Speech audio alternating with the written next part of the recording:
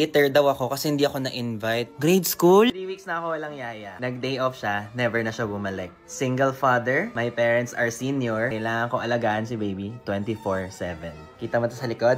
Mga sampay ko. Next ka dyan, una leeg. Okay kaming lahat. Wala akong kaaway. Wala akong time mang away. Sa'yo. May time ako. Na-shock ako ng very light sa bashers. Ang init na nga ng panahon, sumasabay ka. Buti na lang meron akong ekran sunscreen. SPF 30++++ against UV protection. Silicone sunscreen yan.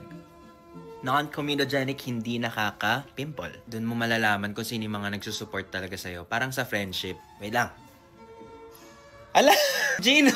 Hindi daw ako in-invite, inaaway nila ako. Sino ka ba? Uy, Kuya Benedict has priorities.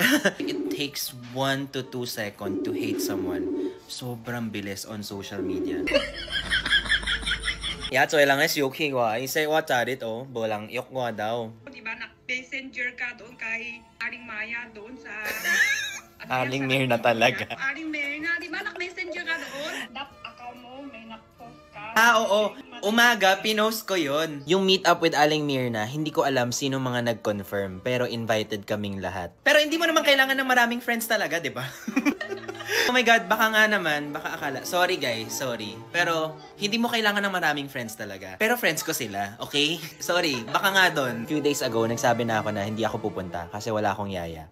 So, yun na yung mindset ko. So tough, wala akong tulog. Pagawa kayo ng issue. Diba na-message nga ako sa'yo, tapos diba si Lok din. Kasi nga diba yun ang sabi mo sa akin. Ako naman naintindihan ko kasi nanay din ako. Parang nagagalit na po kayo sa akin. Sabi nila kasi, wala na daw akong clout na nakukuha. Sabi ko, pwede naman ako mag-clout chase next week. Sarili kang pangalan, oy! Pantay-pantay naman tayong lahat. Diba ka, mataas ka na talaga, marami. Sobrang init, pawis na ako. Buti na lang, water resistant ang ekran sunscreen. Hindi nakakahulas, hindi nawawala agad. Hindi ka pa pinihim? Piniem? Ba't nagagalit ka? Pinihim ka pa eh. At saka sinabi namin doon, kaya hindi ka nakapunta, may baby ka. Siguro, pupunta ka? Saan? Birthday ni Jess. Hindi, wala pa akong yaya. O, diba? Tignan nyo nga kay Jess, best friend niya yun. Piste, best friend niya, hindi siya makapunta dahil walang yaya. Tapos sa amin, babas. May nasad tuloy ako, parang naiiyak. Sabi ko, king nagbabash kay Benedict. Kasi may anak siyang inaalaga. Kaya ayoko pumunta kasi nandun ka. Masyado kang magme-personal. Eh, di ba trend yun? Hindi ko nakita.